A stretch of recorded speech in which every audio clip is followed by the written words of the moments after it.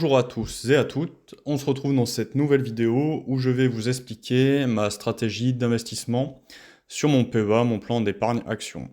Alors ma méthode elle est simple et elle est structurée en trois axes principaux. Je vais vous parler dans un premier temps de l'investissement sur des ETF américains, donc qui pour moi sont le pilier on va dire au niveau PEA de mon investissement. En particulier, j'investis sur le SP500. Alors on peut mettre cette stratégie aussi avec un ETF Nasdaq, hein, si on a une plus grosse tolérance au risque et si on est axé technologie. Ensuite, le second axe, ça sera l'achat d'actions de qualité. Donc des actions notamment qui versent des dividendes, donc ce qu'on appelle les dividendes, les actions à dividendes aristocratiques.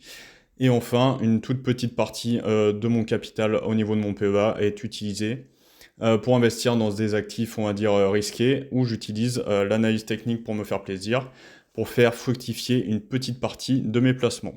Donc que vous soyez débutant ou que vous ayez déjà quelques connaissances, cette vidéo, elle est vraiment faite pour vous. C'est la méthode que j'utilise et qui me permet, comme vous l'avez vu sur la miniature, une performance d'environ plus 16% sur un an.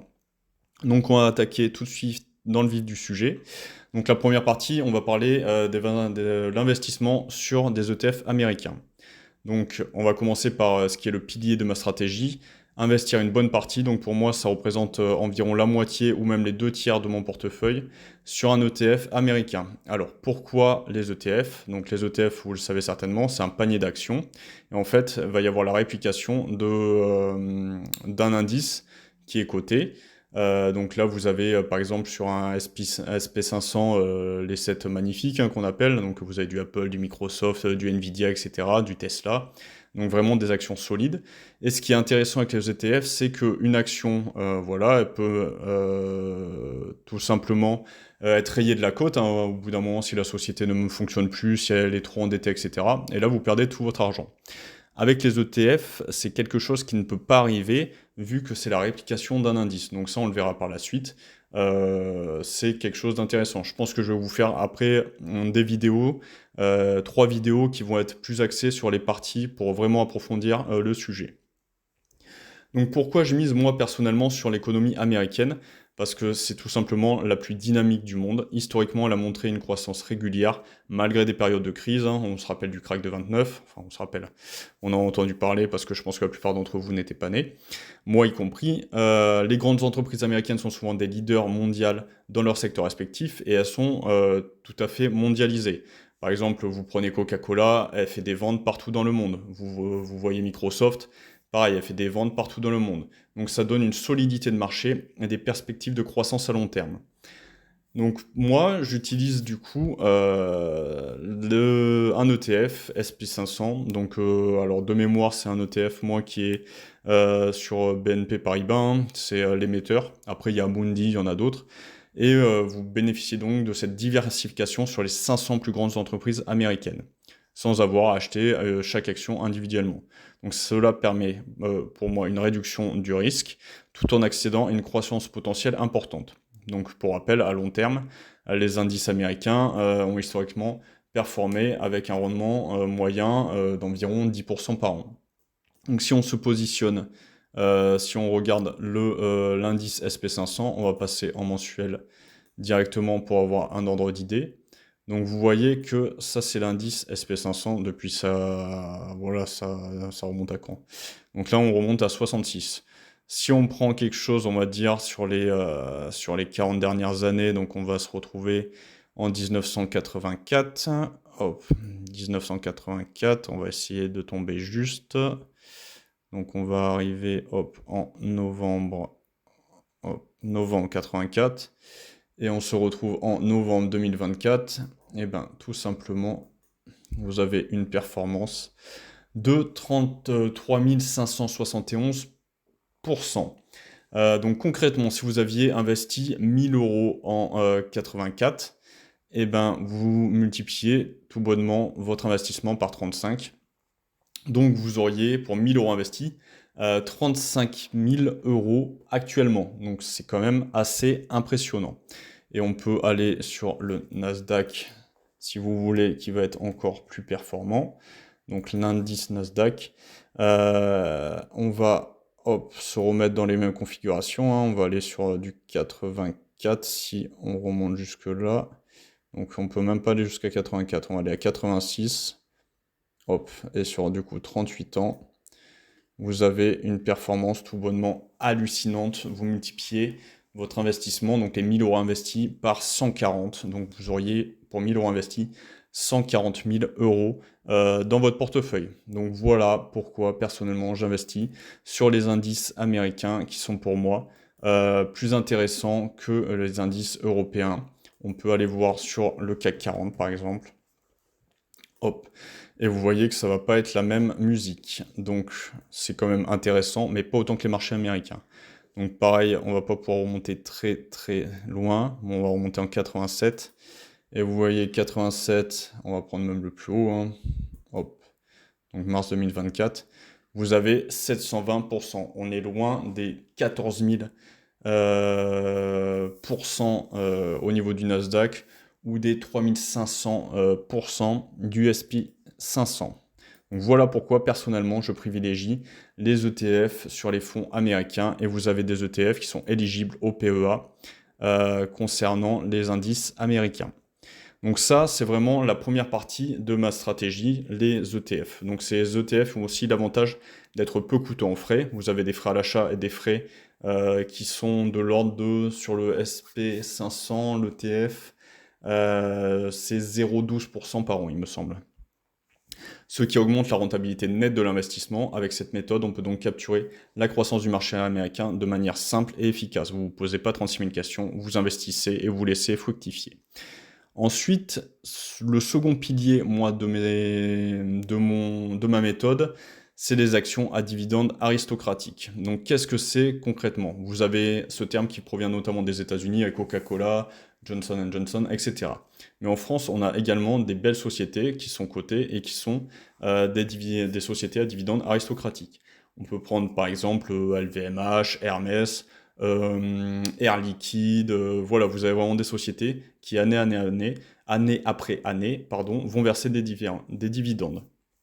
Donc quand on investit là-dessus, c'est investir dans des sociétés solides, et notamment dans des actions à dividendes aristocratiques. Ce sont des entreprises qui versent des dividendes depuis plusieurs décennies, et qui augmentent régulièrement leurs dividendes année après année. Ce qui est très important, vous allez avoir un effet cumulatif, un effet boule de neige, comme dit Warren Buffett, avec ces dividendes. Et le but, quand on est jeune notamment, c'est de ne pas garder ces dividendes, c'est de réinvestir ces dividendes dans les actions que vous avez achetées. Donc ces entreprises, elles sont stables, elles sont solides, elles bénéficient souvent d'une position dominante dans leur marché. Donc toujours Warren Buffett qui appelle ça le MOAT, c'est une barrière à l'entrée. Comme notamment actuellement la Française des Jeux, qui a eu l'accord qui a été validé par l'Union européenne d'avoir 20 ou 25 ans de primauté sur les jeux en France. Donc ça, c'est une barrière à l'entrée qui est considérable. Ces sociétés, elles ont un modèle économique qui a été éprouvé et résilient. Elles sont idéales pour un portefeuille à long terme, car elles permettent non seulement de capter une potentielle croissance du cours de l'action, mais aussi de générer un revenu passif régulier sous la forme de dividendes. Donc chaque année, ou chaque semestre, ou chaque trimestre, vous avez des dividendes qui tombent et qu'il faut réinvestir. Ce type d'investissement apporte un équilibre au portefeuille, en plus de la croissance de la valeur des actions. Vous recevez un flux régulier de revenus, les dividendes peuvent être réinvestis pour acheter plus d'actions. Et voilà, on en revient à l'effet boule de neige, comme je vous le disais, ce dont parle notamment Warren Buffett, investisseur de légende qu'on ne présente plus. Donc, en ayant une partie significative du portefeuille dans des actions aristocratiques, on s'assure une stabilité, une source de revenus récurrents, et en même temps, on peut avoir des actions qui s'apprécient au cours du temps. Si on part sur une liste que je peux avoir au niveau des dividendes aristocratiques en France, hop, donc qu'est-ce qu'on a? Hop, on va aller... qu'est-ce qu'on peut prendre? Donc GTT par exemple, hein, très belle action qui verse des dividendes, et vous voyez que le cours de l'action s'apprécie. Faut qu'on ait une action quand même avec un cours qui s'apprécie. Si on a une action qui dégringole mais qui verse un dividende, ça va pas être intéressant. Le but, le dividende entre guillemets, c'est vraiment la cerise sur le gâteau. C'est quelque chose qui doit apporter un plus, mais on ne doit pas se focaliser que là-dessus. Vous avez l'action Thales aussi, très belle action française. Pareil, avec un cours d'action qui a évolué au cours du temps. Vous avez Ruby, donc dans les énergies fossiles pétrolières, qui verse un dividende intéressant, qu'il a versé depuis des années. Et vous voyez, dans les années 2000 et jusqu'à 2018, vous avez une augmentation du cours de l'action de 1454%. Même aujourd'hui, malgré la chute, on est toujours en plus-value si on l'a acheté depuis un moment. Et l'action continue de verser du dividende. Michelin qu'on a analysé il n'y a pas longtemps, pareil, action en croissance qui verse des dividendes. Donc vous avez vraiment des actions en France qui sont très intéressantes de ce point de vue-là, qui ont un cours qui augmente, LVMH par exemple, un cours qui augmente et qui verse des dividendes croissants. Donc pareil, LVMH, concrètement, en 15 ans, elle a généré quasiment autant que le SP500 sur 40 ans. Donc c'est vraiment quelque chose à ne pas négliger pour apporter de la plus-value, de la performance supplémentaire à son portefeuille boursier. Et enfin, et pour terminer, alors je suis un investisseur, mais personnellement je suis aussi un trader. Donc un trader au sens... je m'entends, hein, je suis pas un cadre des marchés, hein, loin de là, mais j'aime bien prendre des positions en utilisant l'analyse technique et de me positionner sur des petites actions où je regarde pas forcément les fondamentaux, mais plus je vais analyser vraiment l'analyse technique pure. Et pour cela, ce que j'aime bien faire, c'est analyser des actions avec des screeners que j'ai mis au point et qui me détectent des potentielles divergences et je prends position là-dessus. Donc c'est ce que je vous ai mis dans cette partie, hein. Je réserve une petite portion de mon portefeuille pour faire du trading à court terme en utilisant l'analyse technique.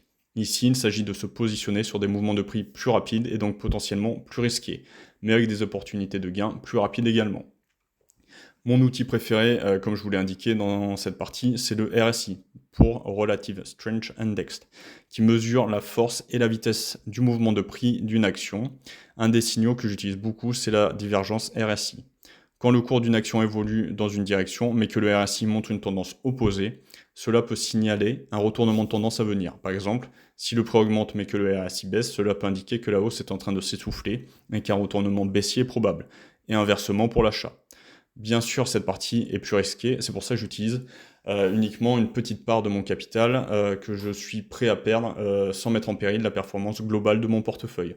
En général, c'est quelques centaines d'euros, voire 1000 euros, ce genre de choses que je peux investir là-dedans. Et vu que j'arrive en général à maîtriser mes trades là-dessus, ça me dégage du cash que je réinvestis ensuite, que ça soit dans les ETF, soit dans les actions, à dividendes aristocratiques. Donc voilà, donc ma stratégie d'investissement sur mon PEA, vous avez à peu près le découpage. Je pense que je vais faire des vidéos pour vraiment axer sur chacune d'elles, vous dire quel ETF j'utilise, quelle action à dividende je cible, et également une petite vidéo peut-être plus technique sur l'analyse justement avec le trading sur RSI. Donc ça me permet d'avoir une performance globale qui est quand même appréciable, qui est au-dessus du 440, qui est même au-dessus du SP500. Donc ça me permet de combiner de la croissance, de la sécurité et des opportunités à court terme. Donc j'espère que voilà, cela vous donnera des idées pour votre propre stratégie et que cette vidéo vous a plu. Pensez à vous abonner, à liker, n'hésitez pas à poser des questions en commentaire, je me ferai un plaisir d'y répondre. Et je vais aller aussi voilà, vous montrer donc ce que je peux vous montrer au niveau de mes performances en bourse. Donc on va aller directement sur le PEA, je vais prendre une capture d'écran. Donc je masquerai les informations me concernant, mais pour que vous ayez une idée concernant ce PEA que j'ai, que c'est pas des paroles en l'air comme on peut entendre certaines fois. Je vais vous montrer la performance de mon portefeuille que j'ai ouvert depuis un an, vu que j'avais un portefeuille que j'ai fermé, que j'ai clôturé pour des projets personnels, et j'en ai rouvert un depuis un an, et pour que vous puissiez voir la performance avec ce que je viens de vous dire. Donc voilà, on se retrouve sur la capture d'écran que j'ai fait au niveau de mon PEA. Donc vous voyez que l'évaluation globale du compte, elle est autour des 29 000 euros, et que la plus-value latente, en bas à droite, elle est autour des 5 000 euros, un peu moins, 4 974 et des brouettes. Donc ça, c'est la performance sur une année. Donc voilà, j'ai eu des rentrées d'argent, etc. Et j'ai repris une partie de ce que j'avais sur l'ancien PEA. Mais c'est pour vous donner une idée. Donc si vous faites le calcul, hein, vous faites 4974,87 divisé par 29 637. Vous devez, je pense, multiplier par 100 pour avoir le résultat. Et ça doit vous donner une performance autour des 16%, peut-être un peu plus, 16-17%. Voilà. Donc voilà, moi je partage des choses qui sont véridiques, hein, je suis pas là pour vous vendre du rêve. C'est ma méthode qui me convient personnellement. Voilà, chacun ses, comment dire, ses affinités avec les marchés, sa tolérance au risque. Donc c'est à vous de trouver votre propre méthodologie pour vous aider à performer sur les marchés financiers. Voilà. Donc je vais ensuite vous faire plusieurs vidéos, je pense, sur la première partie, donc les ETF américains notamment, ou les ETF monde, hein, qui sont intéressants également. Je vous ferai une seconde partie, ensuite une seconde vidéo sur les actions à dividendes, qui sont pour moi un pilier important au niveau de ma stratégie. Et enfin, je vous ferai une troisième vidéo, je pense, sur l'analyse technique, notamment les divergences RSI, etc., pour vous montrer un peu comment je trade sur les marchés. Voilà, j'espère que cette vidéo vous aura plu. N'hésitez pas à liker, à vous abonner, on est bientôt une centaine, ça me fait plaisir, ça me motive pour continuer. Et je vous souhaite le meilleur sur les marchés. Prenez soin de vous, ciao!